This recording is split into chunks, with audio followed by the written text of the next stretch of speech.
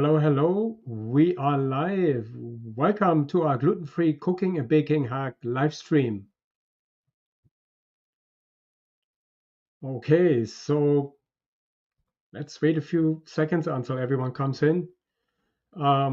This is the very first time that I'm going live on Oh My Loaf um, YouTube channel. So I'm very excited about this, and hopefully we have a few viewers. This is the very first time, so to be honest, I don't expect too many people to come, but hey, we're here, and I'm trying to educate and help you when it comes to a gluten-free lifestyle. Excuse me. Okay, so now we can take this off. Okay. So, what you can expect today in today's live stream, we'll talk about where gluten is found, why going gluten free is good for your gut, common signs of gluten sensitivity, baking tips, and cooking without oil and or gums, how to build a better texture and flavor, behind the scenes of Oh My Loaf, a special giveaway sneak peek, and how to join our waitlist. Okay, so if anyone who's watching, if you could please say hello in the comments and where you're from, so I see I'm talking to someone, that would be great. Again, for those who are tuning in later into the recording, this is a live stream, so it's not a video. You get to see all the if and but and things that are maybe not as fluent as they are in the video. So please forgive me there. Okay. Yeah, if you please could let me know in the comments. First of all, can you hear me? Can you hear me? Just give me a yes in the comments. That would be nice. Thank you so much. I appreciate it. Okay, so moving forward, where is gluten found? Gluten hides in more foods than you might think. And we'll go there in just a minute. Hi, Valerie. Thanks for letting me know. Thank you. Appreciate it. So, anyone who comes in and watches the live stream, please say hello and where you're from, so I know you're there. Otherwise, I only see a number here on the screen. Thank you. Okay. So, where's gluten found? In wheat, obviously, barley, rye, triticale, bulgur, couscous, and gram flour. In baked goods and bread products, obviously, sandwich bread, bagels, muffins, croissants. Everyone knows this, but very often we oversee those things. Cookies, cakes, brownies, pies, crackers, and biscuits. Pizza, obviously. Um, so there are lots of places. Traditional wheat pasta, obviously, egg noodles, ramen noodles. Very often we think ramen is made from buckwheat, but it's not necessarily the case. Some rice noodles because of cross contamination. Um, Hi, Lynn. Thanks for watching. Um, Breakfast foods. Most cereals have wheat in there. Very often we don't associate that, but that's the case. Granola bars, pancakes, waffles, French toast, obvious choices. Snacks and convenient foods. Very often, obviously, pretzels, snack mixes, chips, popcorn, frozen foods, canned soups. You always want to check the label if your food has wheat in there or gluten. Okay, beverage and condiments. We don't associate beer with gluten, but most beers have gluten, and malt drinks. Soy sauce has gluten. Tamari does not. So you have a choice there. Salad dressings, marinades, gravies, malt vinegar, and syrups. Very often they contain gluten. Unexpected sources. Licorice. I used to love licorice, but until I realized that it has so much sugar and very often they also have gelatin in there, which is made from pork. Bouillon, cubes, soups, bases, imitation meats, seitan, fake crab meat, some medications and supplements too, and some ice creams. Believe it or not, I had an ice cream uh, on the stick, and it had gluten in there. So it's crazy where you find those sources. Okay, so why going gluten free can change your life? Uh, there are some surprising, you know, ways gluten impacts your gut, your energy, and your long-term health. So, hi Judy from Tampa. Great, welcome. Okay, for everyone else who just joined, please say hello in the comments, and so I know you're there and where you're from. Thank you so much. I appreciate it. So, again, for those who just joined, this is the very first time I go live on my new YouTube channel, Oh My Loaf. I will talk about Oh My Loaf a little bit later, but for now, we're talking about the benefits of going gluten free or avoiding gluten, and we have a lot more things to cover. Who should go gluten free? Obviously, excuse me, celiac disease, obviously. Non-celiac, gluten sensitivity, autoimmune conditions, excuse me, chronic digestive issues. So, um, just to give you an idea, I went gluten free because I had some issues with my gut about 1.5 years ago, and I'm not gluten intolerant, but I think I developed some kind of gluten sensitivity, and I just feel so much better without gluten. And the problem is those autoimmune issues arrive only from our gut, and that's the issue. It starts very small and becomes full blown celiac disease uh, to uh, to lots of other immune diseases. Um, okay, understanding gluten intolerance. So, gluten obviously is found in wheat, barley, and rye, as we said it before, and genetic predisposition, autoimmune responses, environmental triggers, very, very important.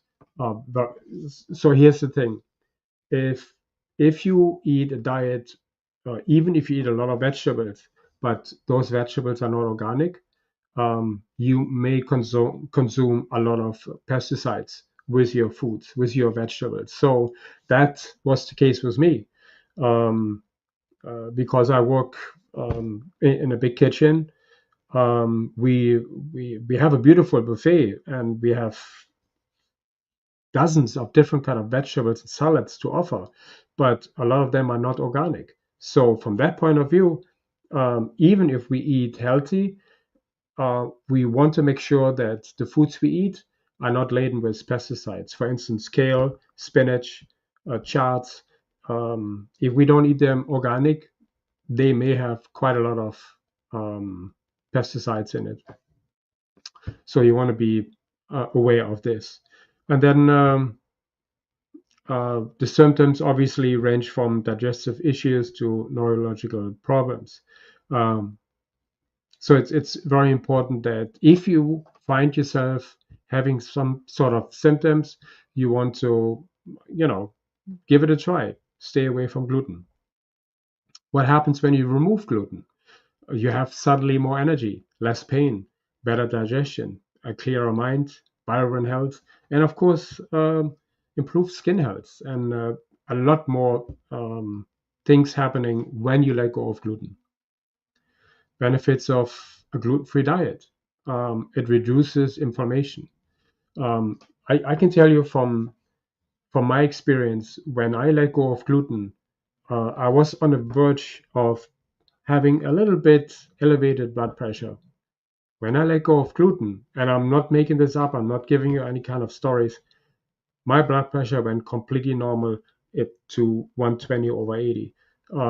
Just absolutely incredible. That was my experience. That's, maybe very different for everyone, but it was a very positive experience for me. So um, you alleviate a lot of symptoms like bloating, diarrhea, stomach pain when you let go of gluten. Um, as said before, energy levels spike and your nutrient absorption becomes much better. So you will see this because your energy levels get, a boost, get a boost. That means you absorb more nutrients. Healing process after gluten removal. So your gut repairs itself. It takes a while. It does not go overnight. It takes anywhere between a few weeks to a few months, maybe even a year. It depends how severe your gut lining is damaged by the gluten or by bad bacteria.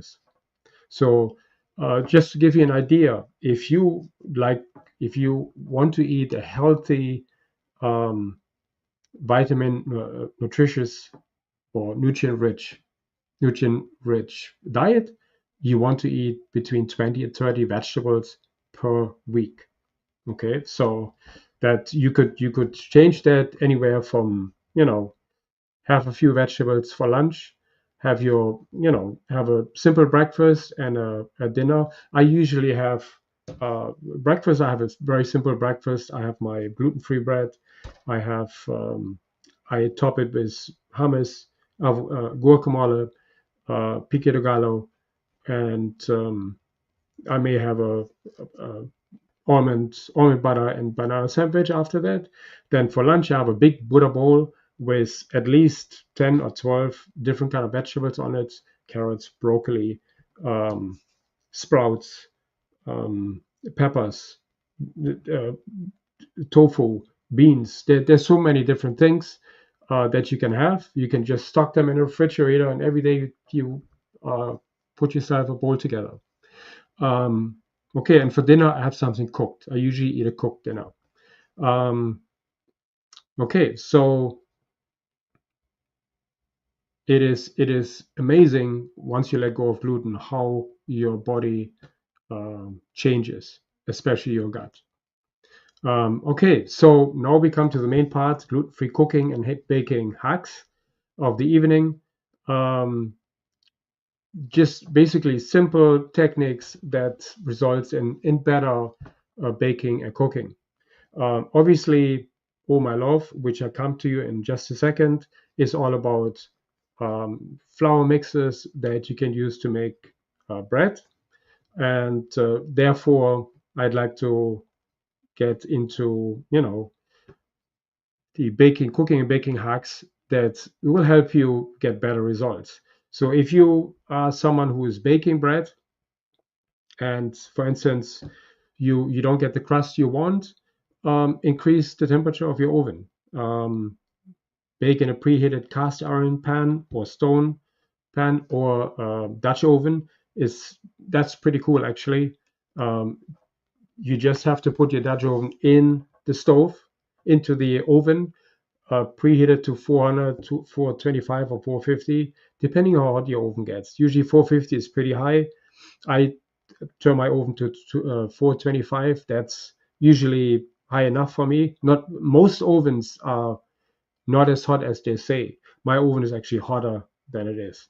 So, um, and then once the Dutch oven is hot, you put your loaf in there, you cover it, and you bake it in there, and you get a fantastic product. Um, to get the browning that we usually get with egg yolks. So here's, excuse me. Since I'm a vegan, most people know that I come from, Eat Like a Vegan Chef, where we talk about obviously whole food, plant based, oil free meals. So, but here at Oh My Loaf, I leave it completely up to you if you want to eat plant based or not. My flour mixes are plant based, so it's up to you if you want to put egg egg brush over the bread, that's perfectly fine. And if you want to stay plant-based, you can use any plant milk and brush it. You could use oil that also browns the bread very nicely, or you can use um, any kind of syrups.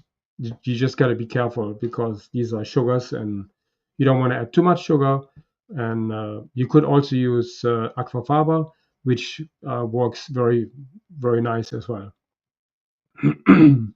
Okay, um, all of you probably know when you go in a supermarket, you buy a bread, almost 99% of all gluten-free breads have xanthan gums or some kind of gum in there where they say they keep it together.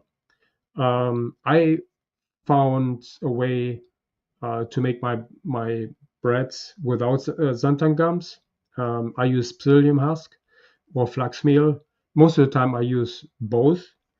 Um, they support your structure, moisture, and it's just um, for the last 2 years I've been practicing with flour mixes, and it wasn't easy, but we found a way to get to breads that have very little, how can I say, garbage. Next one, soak your seeds. So that is actually pretty helpful. If you like seeded bread, um, you can soak your nuts, not nuts, your seeds before you put them into the dough. That will help um, with releasing nutrients, improves digestibility, and prevents dense, heavy loaves. So this is I like this, and I do this quite often. Hack number 4: add steamed veggies to your dough. You have to be very careful. If you add too much, your dough will become too wet and it's not going to recover. So that means your bread is going to be moist inside. That said, if you add a small amount of sweet potatoes or carrots to your bread, you could get a fantastic dough out of it. It works great in flatbreads and soft sandwich loaves. Um, okay, here we go again with browning. I mentioned something before. Brush with unsweetened plant milk or aquafaba, a touch of maple syrup or date paste for caramelization.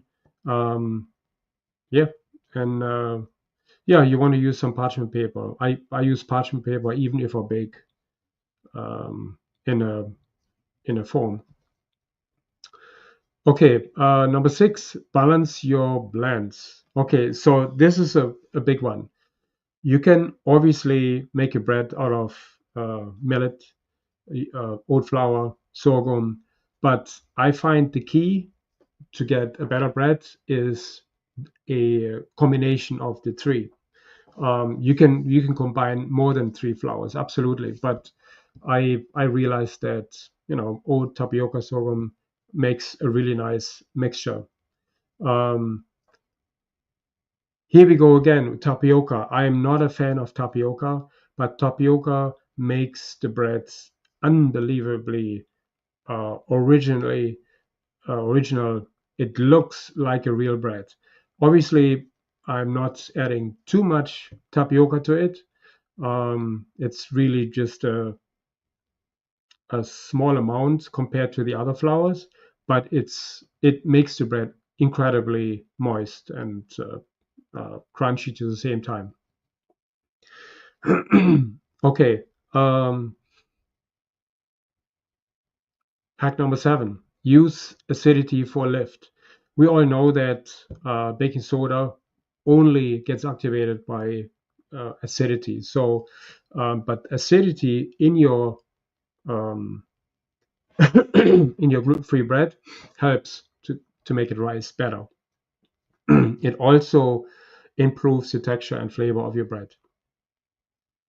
Um, okay, gluten-free doughs, you want to keep them wet. So in my experience that I had over the last 2 years, if I make a dough that is, that feels like a real dough, I I go the danger that the bread becomes too dry. So if I keep my dough a little bit wetter, um, the process or the outcome is a much better um, bread. It is moist inside, but not to a point where you cannot eat it. So it's like, you want your bread sort of spongy, so to speak, inside and outside crispy. So you can achieve this. But here I'm going to give you a tip that you will not hear anywhere. Um, the key to a top-notch gluten-free bread is, yes, the recipe is important, but much more important is how long you bake it. When you knock on your ready bread, on your bread that, with your with your um, with your finger, you hear a hollow effect. Gluten-free bread is totally exempt from that. It does not work. Yes, you hear it's hollow, but it could be completely wet inside. So um, the key is that you must reduce your moisture in your gluten-free bread by about 10 to 20%. So to me, the sweet spot is 15. That means you need to weigh your loaf before you put it in the oven. Then you put it in and you weigh it after about an hour or an hour and a half. You take it out, put it on a scale, and when you reach about 15%, you're right there. That's when your bread is ready. So knocking on the bread does not work with gluten-free bread. Okay, so this is a um, to me it's a priceless tip. I hope you use it. It's going to change the way you bake gluten-free breads. And by the way, that's how my gluten-free flour mixes are being cooked, being baked. So if you, I'm getting ahead of myself, but if you choose to go with my gluten-free flour mixes, that's the way you would bake the loaves as well. Okay, hack number 9, don't overmix. We all know that. Steer until combined. Our flour mixtures are designed in such a way that they can be mixed without a mixer. You just put it in a bowl, mix it up, and it's usually 5 to 6 minutes until you form a either a dough or a loose mixture. It depending, but our flour mixtures are completely different. We have seeded flour mixtures, we have sourdough, we have regular. Um, so it depends. Um, you want to let it rest. The key is you want that all the ingredients absorb the moisture. That's very important. You want to make sure that your flours are sifted. You also want to make sure that the flour you use is a flour that you may buy from a store, which is um, properly milled. If you do your own um, flour, for instance, I do my own oatmeal. Oh, I'm sorry, oat flour. The problem is, even with a very powerful mixer, you don't get it as fine as the ones you buy in a supermarket, like Red Mill. He has one of the best flours, and these flours are properly milled. They're very fine, and when you have finely milled flours, your gluten-free breads come out much better. Because in the end it has all to do with moisture. So when you in the end you want to make sure that the moisture is reduced by 15%, but it will not happen if your flours are too coarse. That means the moisture is trapped in there, and your bread is going to be uh, very moist to a point that you wouldn't be able to eat it. Okay, hack number 10, use whole food sweeteners. Okay, mashed banana, applesauce, dates, they add moisture and fibers. And yeah, that's a way to avoid refined sugars. You don't want to use regular sugar. I mean, coconut sugar is fine, but I don't cook or I don't bake my breads with sugar. I never put sugar in there. So from that point of view, but everyone is different. If you like a little sweetness in your bread, absolutely. Um, so how to store your bread? Cool completely before storing. Wrap it in parchment um, and towel, not in plastic. Freeze the slices. Slice your bread once it's cooled down, and then freeze it. That way, it's going to last you a long time, and you always take a few slices out that you need on a daily basis. Okay, now we come to the main event, so to speak, behind the scenes at Oh My Loaf. For the last 2 years, we have been practicing with my son. My son, unfortunately, was not available today. My son is a chef as well and a nutritionist, so we combine ingredients for a reason when it comes to our loaves. Okay, what is what are we doing? Oh My Loaf is all about a subscription box, so to speak. So you can expect flour blends that you choose. Obviously, on the website, um, the website is not 100% up yet, but the sign up page is. So um, once the page is up and running, you could choose your box. You can choose one flour blend, two, three, four. It's really up to you. I had conversations with others. How many flour mixes should we put in a box? That's really entirely up to the consumer. I, for instance, bake every week, so I would need 4 flour mixes per month at least. Other people maybe don't want to bake too many times, so this is really up to you. And then every month you would get a box with the amount of flour mixes that you chose. You can also choose the mystery box. Uh, every month we put together um, one, two, or three, or four mixes together, and they're always going to be different. So you're going to be surprised. So other people like surprises, others don't. So it's really up to you. And that's what the subscription box is all about. Beside that, recipe ideas, baking tools sometimes are in there as a surprise. Um, you have obviously the link to our website where you can see recipes, where you can see blog posts about how we bake our bread. Lots of information. And but here's the thing: it's that this flour uh, mixture or the box that you get is more than just the flour mix. It's an experience. It's something. It's very dear to my heart, and it's something that makes my life so much easier. I don't have to go in a supermarket and buy a loaf for 13, 14, $15, and then it has xanthan in there. It has ingredients in there that sometimes I cannot even spell.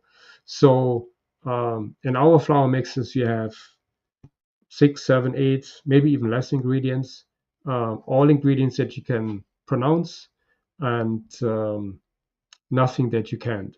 So our mixes are organic, plant-based, and of course gluten-free. By the way, we are not certified gluten-free, so that is just for me to let you know that our mixes are not certified gluten-free, but in the future we will uh, obtain that. But for now, we are not certified gluten-free. Um,